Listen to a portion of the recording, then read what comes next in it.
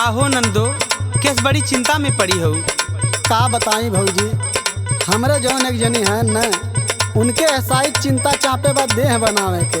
हाँ हो, देखे में दूबर पातर और छोट लागत थिन। अरे भौजी, दूबर पातर मनई का मनई ना होते। अरे हाँ हाँ, तुम बताओ तुम्हें कौन चिंता बा? सुना भौजी, बताओ थई। हाँ हाँ बोला। जब जब लमुआ पुरुबा हमर जाई,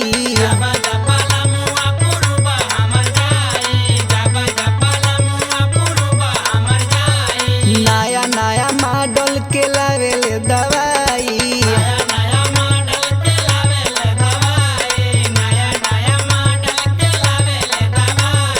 जब जब लमुआ पुरुबा हमर जाई, नया नया मॉडल के लावेले दवाई। जब देखी तो बहु जगहिए लगाई, जब देखी तो बहु जगहिए लगाई। भौजी रे भतार लावे बढ़े के दवाई, भौजी रे भतार ला मोटाए के दवाई।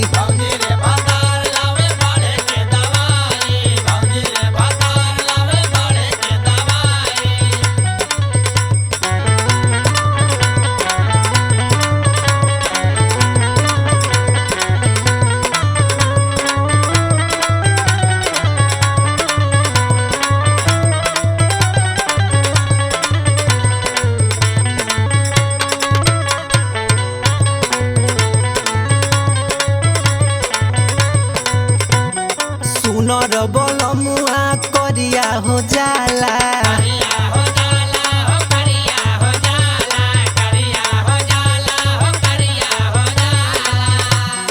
लागतावे ढोई तो देव घर के माला।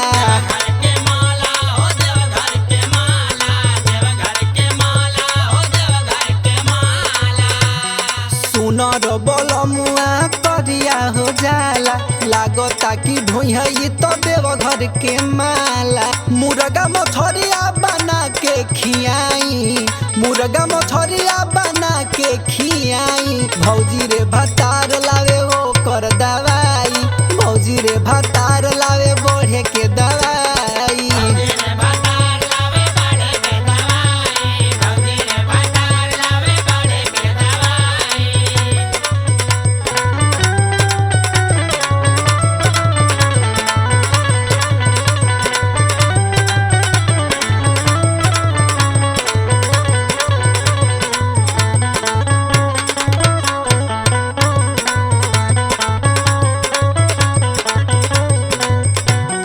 दिली पोसने ही आके होला न बुद्धि,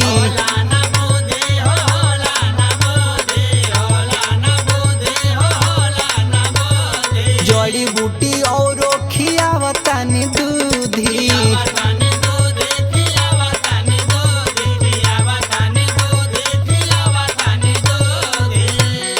दिली पोबल मुआ के होला न बुद्धि, जड़ी बूटी और खियावतानी दूधी। देवरा रविंदर के काहो समझाई, देवरा रविंदर के कैसे समझाई।